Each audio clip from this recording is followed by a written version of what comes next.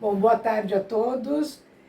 Eu fui pega de surpresa com essa minha explanação agora, né? Ela não tinha sido agendada, mas já que me chamaram aqui para falar um pouquinho do que nós vamos ver amanhã, então eu vou dar aí para vocês um pequeno resumo do que será então o nosso encontro sobre terapia integrativa sob a luz de Hildegarda de Bingen, que começa amanhã, né? Como eu falei, estou um pouco nervosa, deixa eu respirar um pouco aqui, né? Porque eu realmente fui puxada, pescada ali no meio do pessoal da organização. Bom, a Hildegarda, para quem não conhece, não sabe da história dela, ela foi uma abadesa, né, uma freira, digamos assim, no século XII, tá? E ela, durante a sua vida, ela desenvolveu uma série de conhecimentos que são transmitidos até hoje e totalmente aplicáveis nos dias de hoje. Então, quando a gente fala de Hildegarda, nós estamos falando de uma potência absurdamente grande. E não só como uma potência de uma mulher no século XII que tinha voz, porque ela tinha e tinha muita voz, né? Ela era muito ouvida. Ela, para vocês terem uma ideia, ela era consultada por bispos, arcebispos, reis, grandes autoridades da época, inclusive o Papa, né? Então, era uma mulher muito especial mesmo, com talentos muito especiais. Nesse sentido, nós vamos falar também da outra grande potência dela, que era o fato de Hildegarda, desde os 3 aninhos de idade, ter visões espirituais. E são essas visões, e a partir, por causa dessas visões, é que Hildegarda começa a escrever, tá? Então, nesses escritos, é que foi desenvolvido todo o meu trabalho, né, em terapia integrativa, dentro do módulo Hildegarda de Bingen. Então, só para vocês entenderem um pouquinho quem foi essa mulher e por que ela é essa potência toda, e por que ela virou tema aqui do nosso simpósio, nesse encontro que nós teremos no próximo, amanhã, já no final de semana, inteiro sobre ela, tá? Fui eu que organizei, né? Chamei aqui, convidei algumas pessoas que também são especialistas em Hildegarda, e vamos então apresentar para vocês, dentro do curto tempo que nós temos, o quanto mais nós pudermos sobre a extensa e vasta obra da Hildegarda. Então é o seguinte, Hildegarda era uma menininha, desculpa, muito bonitinha, que nasceu na Alemanha. Ela era a 10ª filha de um casal abastado, né, que tinha uma boa vida. A Hildegarda tinha babá. E como era um hábito na época, tá, o 10º filho, ele era entregue para a igreja como dízimo, tá? Já começa daí. E a Hildegarda era a 10ª filha, e lá foi ela ser entregue nessa abadia da Alemanha, que era um mosteiro masculino, mas que tinha ali uma pequena ala feminina. Tá? Tudo isso a gente vai ver com mais detalhes amanhã e domingo. Então, ela é entregue para o mosteiro de São Bento. É muito importante entender isso, porque as regras, né, as questões beneditinas também vão nortear a vida da Hildegarda e os seus conhecimentos, tá? Então, uma coisa que nós precisamos desmistificar é: ela não era só uma potência espiritual, tá? Ela tinha visões, vocês vão entender isso melhor, mas vocês também vão saber que é uma mulher que estudou muito, é uma mulher que num século que a mulher não tinha voz, principalmente uma mulher dada para a igreja, tá? E depois ela mesma decidiu continuar a sua vida dentro do convento, do mosteiro, aliás, tá? Por ter realmente entendido que aquela era a vocação dela. Então ela é uma mulher, gente, que diferente das mulheres daquela época, se sobressaiu sobre uma sociedade extremamente machista, uma sociedade que já começava, né, a ser iluminista, e vocês vão entender isso aqui no final de semana. Como é que ela consegue acesso, né, ao Bernardo de Claraval, que hoje é o São Bernardo, né? Como é que ela consegue acesso ao Papa e como é que ela tem o aval dessa turma toda?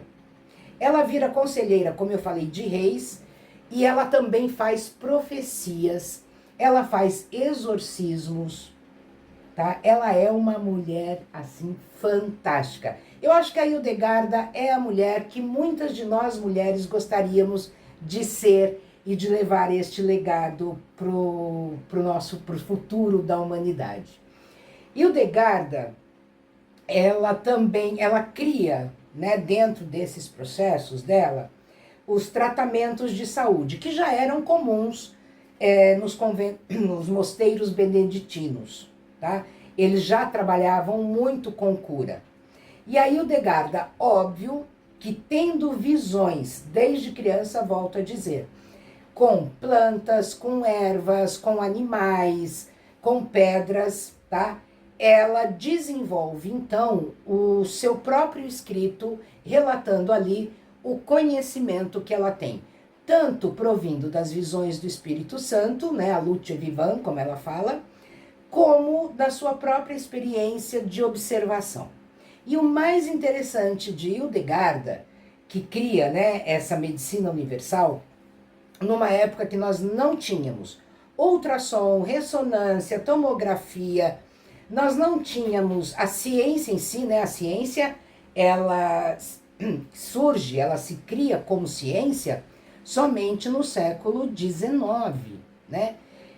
E ali, a partir disso, então, é que nós vamos conseguir comprovações científicas de tudo aquilo que a Hildegarda falou ali séculos antes. Então veja só. E o mais incrível, tudo foi provado, tá? Então vocês vão ver, por exemplo, que é o capítulo que eu mais gosto, que são os das pedras, né, os lapidários de Santa Hildegarda, que ela trabalha com o que ela chamava de pedras preciosas, e que eram realmente, e são até hoje, mas que aqui no Ocidente a gente conhece muito como cristais. Então ela vai trabalhar com a esmeralda, ela vai trabalhar com a jaspe, ela vai trabalhar com o ônix, todos eles num processo de cura. Agora, o mais interessante disso tudo é que naquela época ela não tinha como ter informações de como, de quais eram os componentes de cada pedra, ou ainda de cada erva, né, de cada alimento que ela ali trabalhou e deixou aí nesse seu legado. E ela fala, né, ali naqueles escritos, ela diz, né, eu não vou entrar em detalhe agora, a gente vai ver isso detalhadamente aqui no final de semana, mas ela diz que, né, determinada pedra era formada em determinado horário, a partir da umidade, do calor ou da secura, e assim vai todo esse conhecimento dela. E é muito incrível, né? Quando você começa a colocar Hildegarda e os conhecimentos dela na sua vida, você percebe realmente que ela estava muito certa. E você percebe essa mudança na sua vida, na sua saúde, na sua disposição, né? Porque ela faz todo esse material dela, ele foi feito para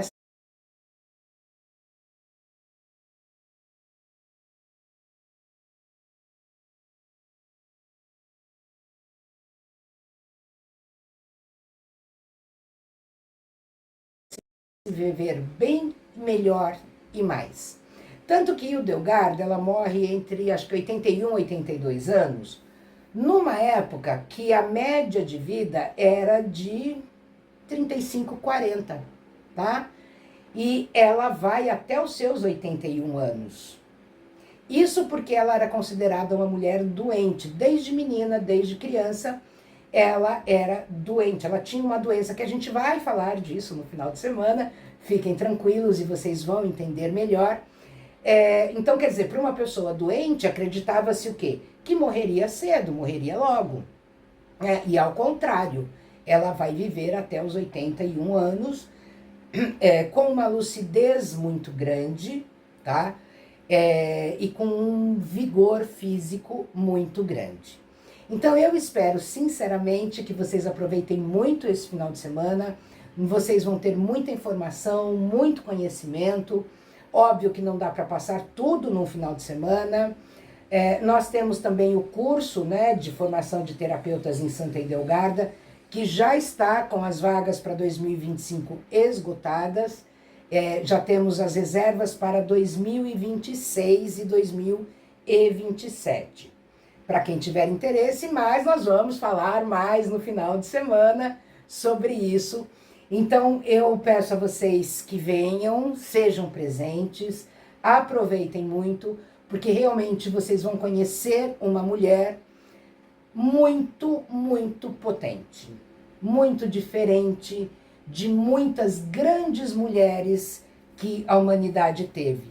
E ela é mais uma delas que traz um conhecimento espiritual, um conhecimento literário, um conhecimento científico acima do comum, tá? E com a grande vantagem, né, de que porque muitas pessoas, né, durante os séculos aí, criaram as suas medicinas, as suas terapias, mas que hoje já foram superadas e não se aplicam mais. E Hildegarda não. Hildegarda criou uma terapia que quase 1000 anos depois ela é utilizada da mesma maneira que se utilizava na época dela. Outra coisa também que eu queria dizer para vocês ainda hoje é que Hildegarda foi considerada a 5ª doutora da igreja. Nós temos uma maioria de homens doutores. Hildegarda é uma das raras mulheres, a 5ª mulher, e foi o Papa Bento XVI, inclusive, quem deu a ela esse título e quem reforçou a sua canonização. Para quem não sabe, o Papa Bento, ele era um homem extremamente rigoroso, rigorosíssimo, para conceder ali qualquer tipo de título, tá? Tanto de beatificação, de santificação, de doutora da igreja, muito menos, né? Mas ele reconhece e faz com que Hildegarda receba, então, reforce o título de santa e receba o título de doutora. E esse doutora, gente, ele não tem a ver com a medicina em si. A doutora da igreja tem a ver com a santidade em vida, no processo social, em como ela desenvolveu as próprias capacidades curativas, mas não no sentido da medicina, mas no sentido do conhecimento espiritual, tá? Então isso também é muito importante no trabalho da Hildegarda. Tanto que ela costumava dizer, você faz isso, você toma o chá tal, ingere a erva tal, come o alimento tal, usa a pedra tal, e se Deus nosso Senhor permitir, você será curado, certo? E vocês vão ver que muitas, inúmeras vezes ele permitiu e vem permitindo até hoje que essas curas ocorram, e eu acredito que vai ocorrer com muitos de vocês também, já neste final de semana, porque Hildegarda realmente ela age onde ela é chamada, tá? Eu posso, né, vou inclusive mostrar relatos para vocês de ex-alunas minhas, de clientes, de pessoas que hoje estão exercendo a profissão de terapeuta sob a luz da Hildegarda, e o quanto isso foi modificador para quem realmente seguiu os princípios dela, tá? Bom, eu não vou me estender, porque senão eu vou contar tudo de Hildegarda hoje para vocês, mas nós queremos que vocês venham amanhã e domingo para este encontro que eu diria que será celestial, encantador e renovador para vocês, tá bom? Gente, muito obrigada pela presença de cada um de vocês, né? A gente sabe que é puxado esses horários tão compridos que a gente faz nos encontros e simpósios, mas eles são muito necessários para a abertura, principalmente pessoalmente, porque nós vamos realmente trabalhar amanhã com a egrégora da Hildegarda de Bingen, e vocês vão ver que espetáculo que é e a potência que este encontro trará para todos nós, tá bom? Muito obrigada, aproveitem aí o restante com os próximos palestrantes, né, das questões das terapias, e lembrando então, de novo, reforçando, aliás, amanhã e domingo é só sobre Hildegarda de Bingen. Comigo, com ex-alunas minhas e com especialistas em